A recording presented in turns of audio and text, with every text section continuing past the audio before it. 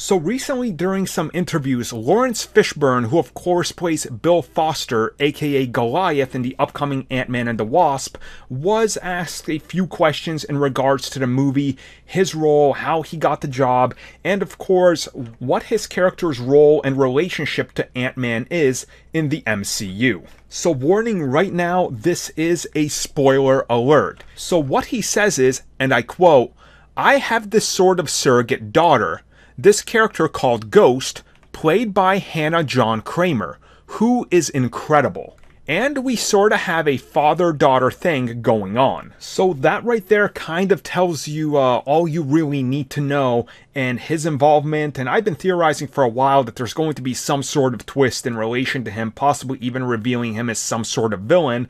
And now I think I'm kind of inclined to go more down this road that maybe he's willing to protect his quote-unquote daughter, even though she's a surrogate daughter, which means he's been watching over her and stuff. You know, he's kind of got this bond with her. And I'm okay with this. Again, the first movie, we had Yellow Jacket, and yes, he had ties to Hank Pym, but they didn't really go further on into this and establish their history. It seems like this might be a good idea and a good way to make this villain a little bit more of a personal sort of attack and have a personal connection to the history of Hank Pym once again, but maybe they're going to further explain this. And if you really think about it, you know, Hank Pym is over here and he has his daughter and here's the path they took. Then you have Bill, who has this surrogate daughter who he's cared for, and suddenly she becomes a villain. Well, is this telling us exactly which direction they're going in? So is this ultimately a movie about a father-daughter relationship and how different they can be? Because that's what it seems like to me.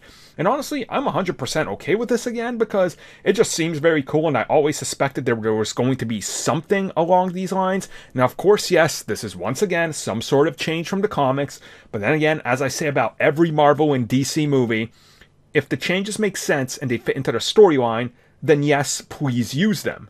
If they don't, well, then don't bother with them, and I'm going to assume that this is probably going to work, since early reviews / impressions are saying that, well, yeah, everything pretty much works in this movie.